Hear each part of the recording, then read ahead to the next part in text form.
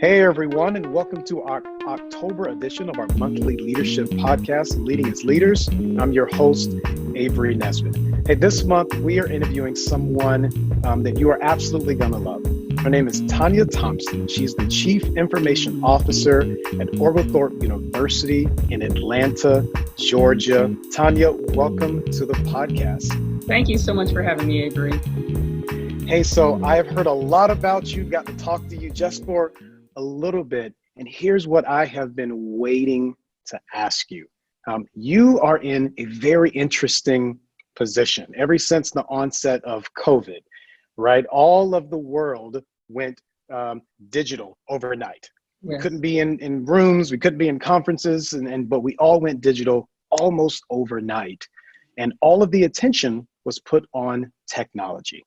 What is the infrastructure? What's the backbone to make this digital space work? But then very quickly it shifted to academia, grade schools, public schools, private schools, colleges, universities. What is that going to be like? And you don't just work in one of those spaces. You are in the intersection of both of those spaces. Yes. And so I can't help but think, man, what a time to be alive, right? So the question I have for you, the question I think we all have for you is, what do you do when what you produce, when the thing that you are in charge of, the thing that you oversee is now everyone's attention, everyone's focus? It's now looking at the thing that you do. Last month, you were just kind of doing your thing. This month, it's Right. all eyes on you. What does that do for you as a leader? And how would you encourage other leaders who may find themselves, if not now, at some point in the spotlight of everyone's attention and everyone's focus? That's an interesting question, because usually IT, we're in the background. You never see Absolutely. us. And, if it's a good day, you won't see us. That's right. Whenever you see IT, there might be a problem. So, we work really comfortably behind the scenes. And once COVID began, I'd like to say we maintained our, current status, but it was at a higher level, so immediately overnight, the world was looking for hardware, software, solutions. Yeah. And we had about a week to procure all the hardware we needed for the professors. Some students needed assistance with equipment. And it really was, it was interesting. It was nerve-wracking, but it's what we do. So in the IT field, we're used to being under deadlines and pressure, and we need to make sure the company is rolling. Everyone depends on their equipment, and we have to make sure that they can do their job. In my department, I always tell the team that we provide the service to our customers. So our end users are our customers, and we need to provide top-notch customer service to them. For me, my customers are my team. I need to equip them with everything they need to perform well, to do their job, to even elevate. If they want, if they have a goal, or they or something that they want to learn, it's my job to make sure that they have the tools that they need to move to that next level. Absolutely. Yeah. So there's a couple of things to unpack there. One, as this thing started spinning up, you said you had about a week to pull together all of these pieces, and you're telling your team, hey, those end users, whether it be the instructors, the staff, the faculty, or even sometimes the students, those are the people that we're here for, and we have to give them a good experience. But this deadline is massive. But they're there for the end users, but you're saying that you're there for them. They are your end users, basically. How do you lead your team? How did you lead your team through that high pressure, high stress season? Everybody's looking down. What did you do that was maybe different than you had to do 3 months before that to lead them? We had to really determine what was critical. What was critical, because we had this small window to make it work. That's right. And we had to make the entire community, our campus community, had to work. Professors had to be able to teach. Students had to be able to learn. Staff had to be able to support all of that. Yeah. And, I am a leader that tends, I want to hear what your pain point is.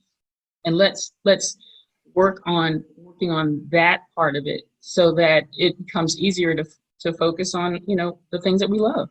Yeah. And, there was a lot of pressure, there was a lot of stress. And, being in IT, we do deal with a lot of,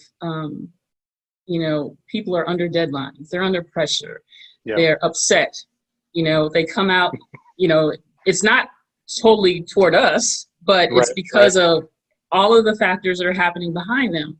And, I like to tell the team, I have an unbelievable amount of hope. I have an unbelievable amount of hope. And they're like, they look at me strange sometimes, but, if there's any way we can figure this out and make it work, it may not be, that straight road to get there, but if we can kind of maneuver around and get us to that end point, everyone's happy. And my goal is to make sure that everyone is productive in a way that they can be proud of what they're doing, enjoy what they're doing.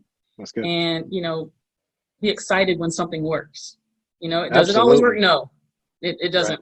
Sometimes we do, suffer a loss, and that's just part of life. But how do we learn from that experience? How do we move forward? How do we take that knowledge and make it better next time?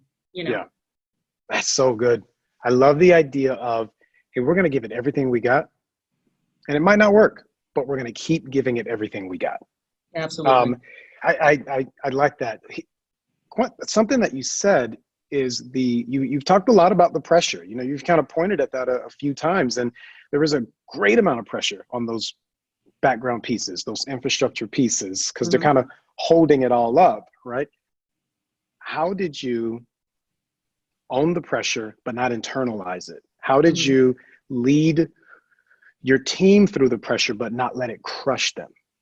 What was going on in those moments? How did you lead through those moments? I'd have to say that my faith helps me stay grounded. Yeah. Every part of me, knows that God is in control, and He keeps my peace. And I also have to thank the line of supervisors and leaders that led me through my career. I started, my background is in business administration, and I started on a technology help desk. So I worked through every single possible career change in technology that has brought me to this point.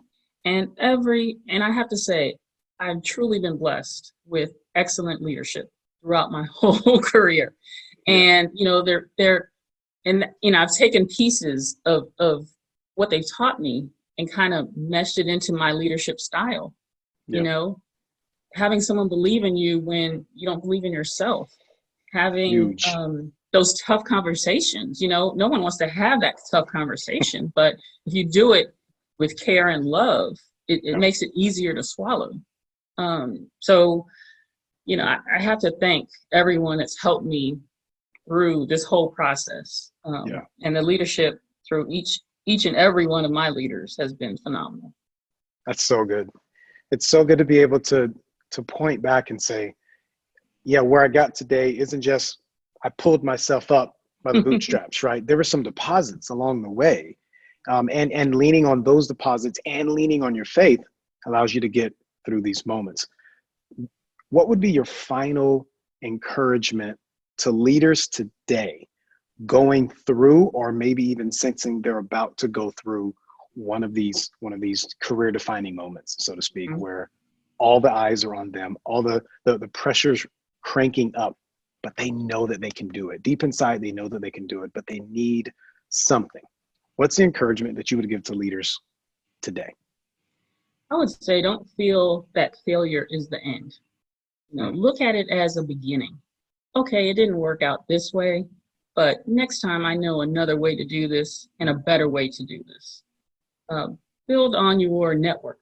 You know, in addition to the leadership, I've had a network of technology professionals that without them, I wouldn't be here either. So, you know, leaning on and learning from other leaders and even from your team. Your team can teach you so much about yourself that, you know, listen.